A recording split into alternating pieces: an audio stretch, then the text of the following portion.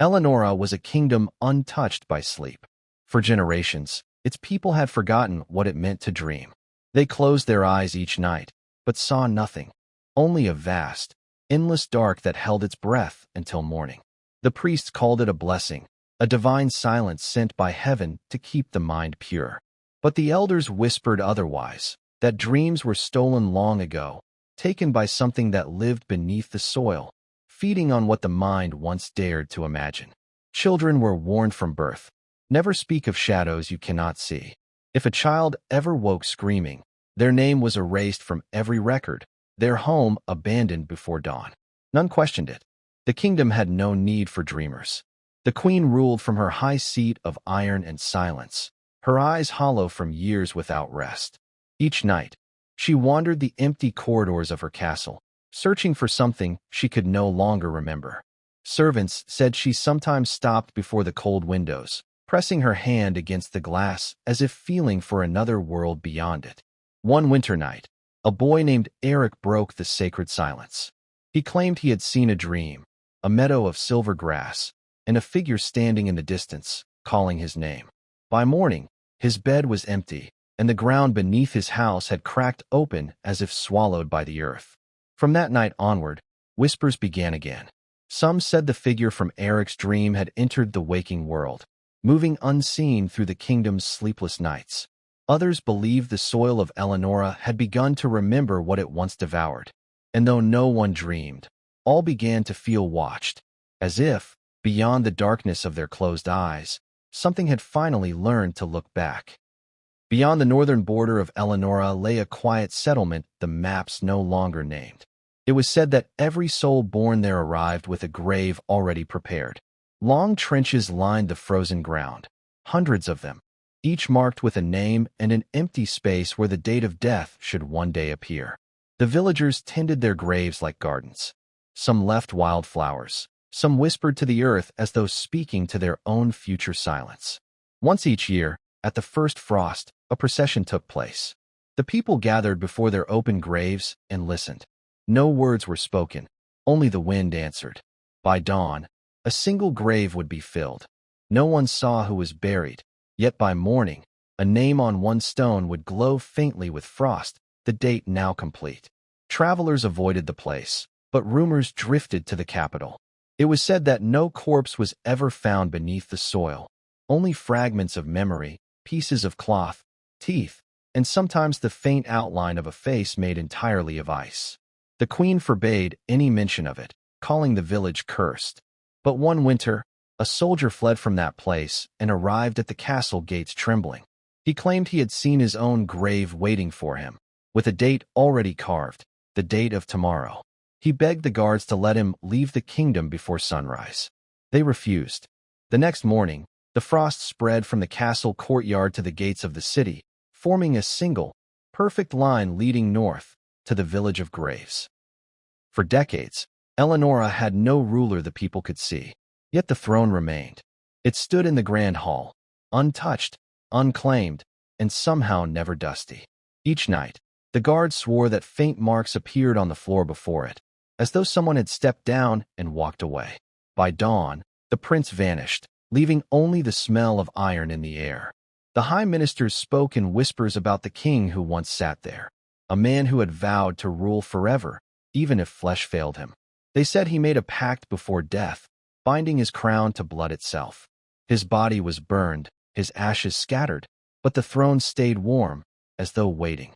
One evening, a young scribe named Caden was assigned to clean the hall. As he approached the throne, the air thickened.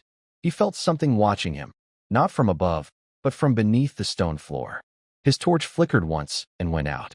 When he looked again, the throne was no longer empty. A shape sat there, barely visible, the outline of a man formed from shadow and smoke. Caden fell to his knees, choking on the metallic taste in his mouth. The figure did not move, yet the air whispered a single word: "Kneel." He obeyed. By morning, the guards found the throne bare again, but Caden was gone. Only a small pool of blood lay before the seat, thick and unmoving.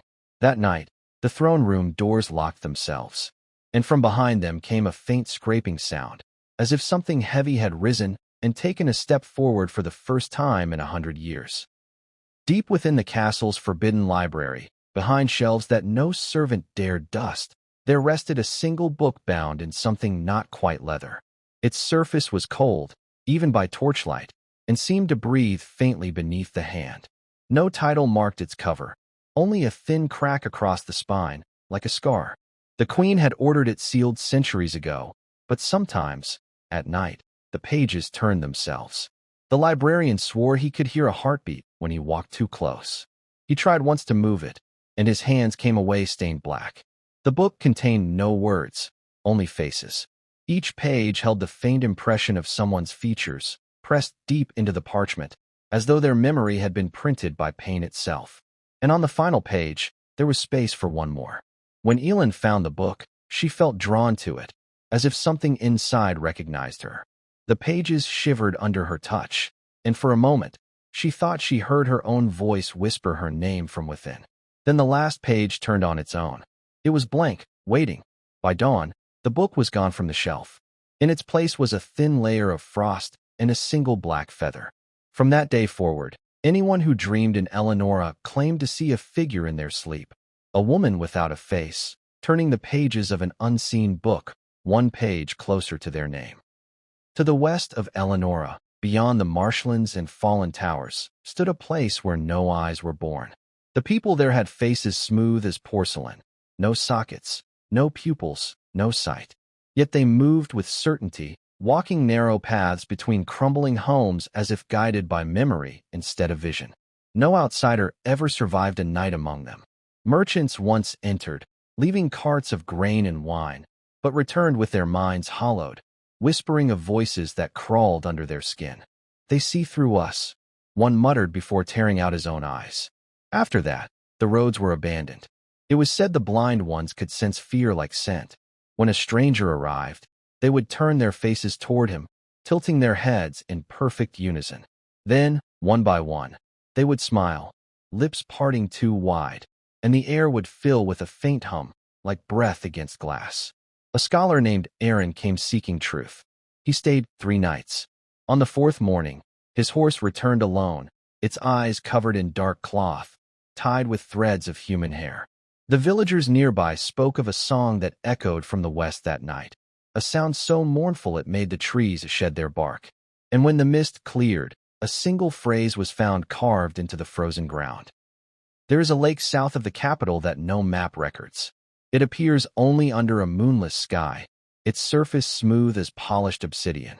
But when one leans close, ripples bloom, and a red glow begins to pulse from below, as though something alive is breathing beneath. Long ago, the lake was clear. Villagers drank from it, fished from it, and bathed their children in its cool shallows. Then came the night the stars vanished. Every reflection disappeared, and the water turned the color of blood. Those who entered it that night never surfaced. Now, the lake is said to remember. When it rains, droplets that fall upon it vanish without sound. If you throw a stone, the ripples form shapes, faces, hands, eyes staring upward. The elders warned that if you speak your own name near its shore, the water will whisper it back, but changed, twisted into something older, more truthful. A priest once tried to bless the lake. He stood at its edge with a silver cross and spoke a prayer. The water boiled. In the morning, his robe was found floating alone, the inside lined with hundreds of small teeth. Human, but too small to belong to any child. And still, on nights with no moon, the lake glows faintly red, as if remembering the blood that once made it whole. Each autumn, when the wind turned sharp and the forests began to rot, the nobles of Elenora held the hollow feast, a celebration for the dead who refused to rest. No music was played, no laughter was allowed. The guests sat in silence before plates of food untouched by fire or salt. The first course was always empty. The second was ash. The third, bones, arranged to resemble flowers. Between courses, servants brought silver mirrors to each guest. They were required to look into them and speak their own name aloud. Those whose reflections failed to appear were quietly taken away and never mentioned again. One year, the queen herself attended, veiled in black. When her turn came, she looked into her mirror and smiled faintly. The glass cracked, and a dark liquid seeped through, staining the tablecloth. The nobles froze. No one moved, no one spoke. By dawn, the feast hall was deserted. Every plate was clean, every chair neatly pushed in. But on the floor, in a perfect circle, lay 12 mirrors, each reflecting nothing but a long banquet still continuing in the dark, far beneath the earth. Since that night, the hollow feast was never held again. Yet sometimes, in the deep of autumn, travelers hear the faint clink of silverware beneath their feet, as though the dead are still eating, waiting for someone to serve them one last time. In the deepest chamber of the old citadel stood a great iron clock, ancient, silent, and broken. Its hands had not moved in centuries, yet no dust ever settled upon it. The scholars said it had been built to measure eternity itself, not the passing of hours. No one remembered who crafted it, though legends whispered of a man who wanted to trap time, to stop death from reaching his dying child. He forged the clock's gears from his own bones, its frame from his spine, and bound it with a vow. Let time stand still, and let my child never fade. When the clock first stopped, the entire citadel froze. Birds hung motionless mid-flight, rivers stilled, even the stars ceased to turn. But the silence was unbearable. So the people prayed, and one by one, the gears began to turn again, backward. Now the clock ticks only when someone dies. Its hands twitch, turning not toward the future, but toward the moment of their birth. The priests avoid the chamber, claiming they can hear crying from within the gears, small, human sobs that echo between the teeth of time. Once, a child entered the room and never came out. When they opened the door, she was gone, but the clock's hands pointed to a single moment, her first breath. Since that night, the citadel's walls sometimes shimmer as though breathing, and those who pass too near the chamber say their reflections move just a heartbeat slower than they do. In the valley of Arinder, where no sunlight ever reached, there lived a woman known only as the Weaver.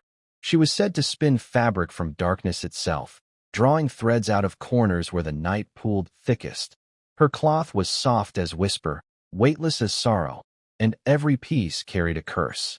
She wove robes for kings and shrouds for the dead. But the fabric she feared most was one she never sold. A single black tapestry hung across her cottage wall.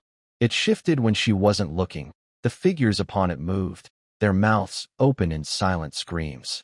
Travelers who stumbled upon her home spoke of strange things. Their shadows seemed to stretch toward the loom, trembling, as if desperate to be caught.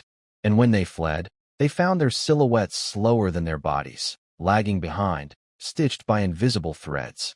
One night, a noble came to demand a cloak that could make him invincible. The Weaver agreed, but as she worked, the shadows in the corners began to tremble.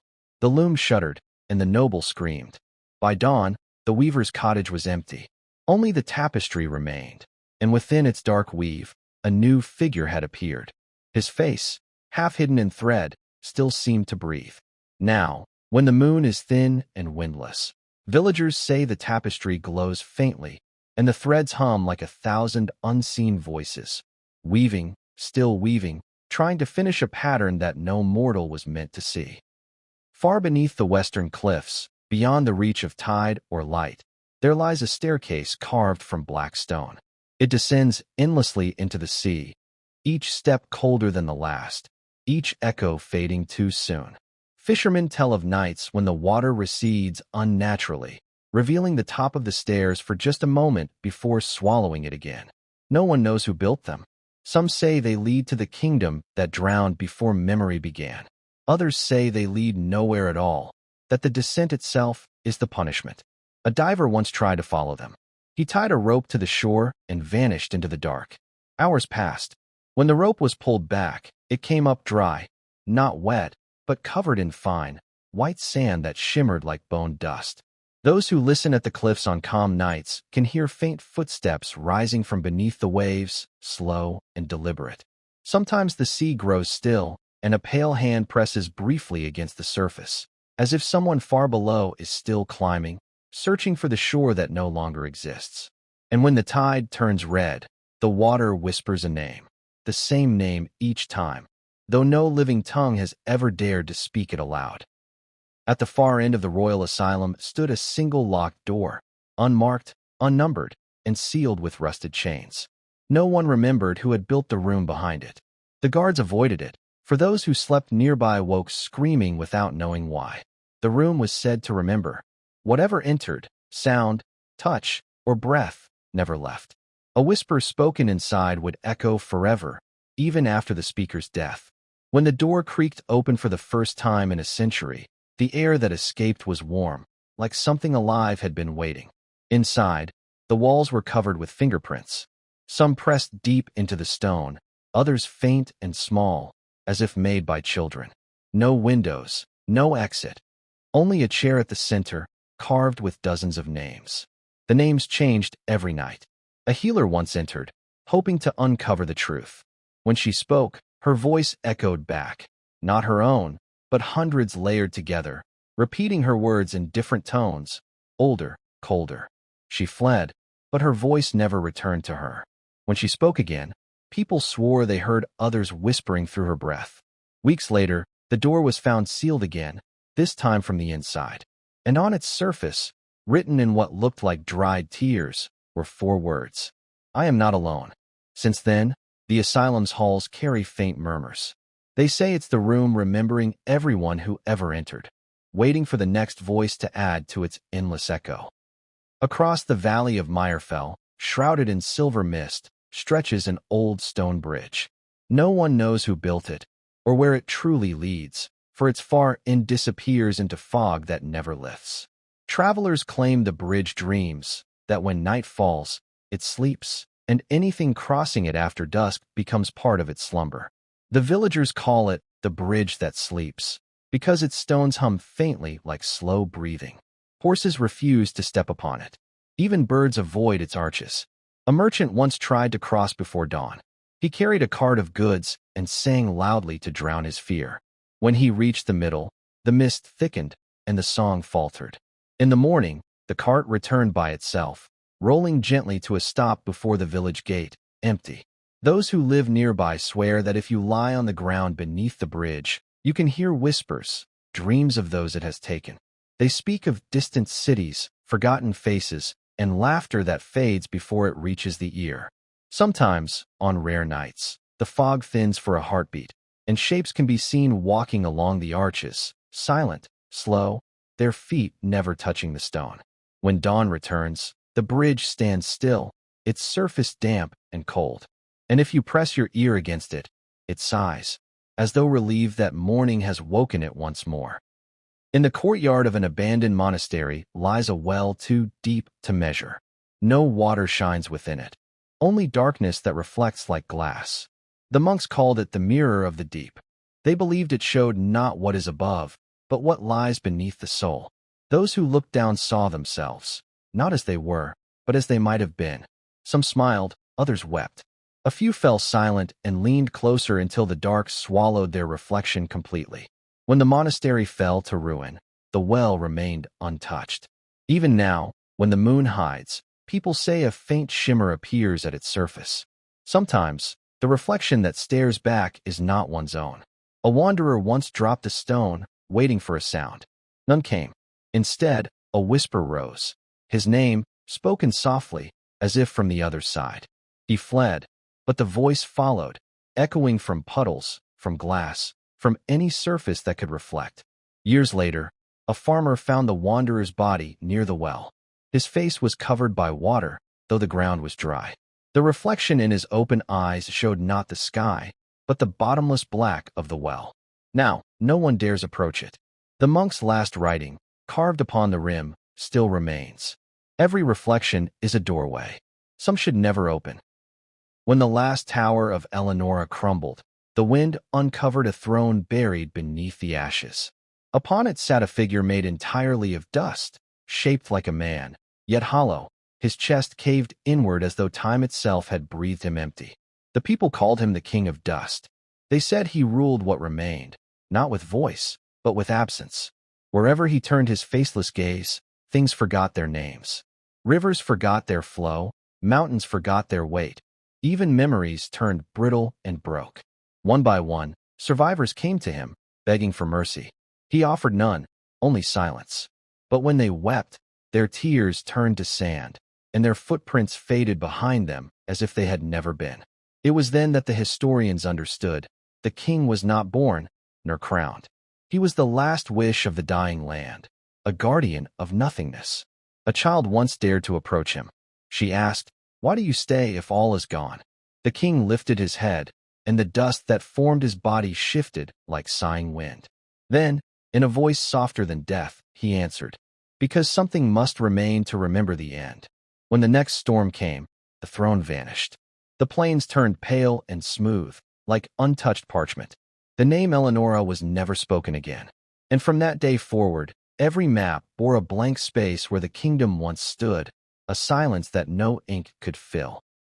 Long after Elenora was erased from the earth, travelers spoke of a place where sound itself seemed forbidden. The air there was still, heavy, and flawless. No footsteps echoed, no breath stirred. Even the heart slowed, afraid to disturb the quiet.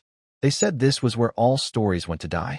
Fragments of forgotten songs drifted like dust, half-formed prayers tangled in the air. And among them walked a single figure, a woman cloaked in shadow, her face unseen. Some called her the last soul of Elenora. Others said she was the first sound ever silenced. In her hands, she carried a book, old, black, and pulsing faintly as though alive. She walked to the center of the wasteland and knelt.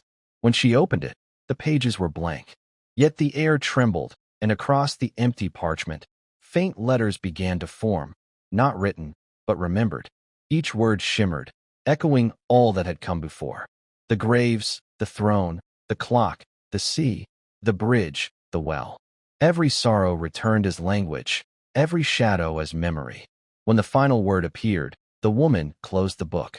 And with that sound, the soft click of its cover, the silence deepened, swallowing the world completely. Only one thing remained, a single whisper drifting through the void, not of pain, nor hope, but of remembrance. Elenora. And then, even that was gone. If you like this dark tale of Elenora, then please like the video, subscribe to my channel, and don't forget to press the bell icon, because the next story will be even quieter and even darker. Waxing Crescent Moon.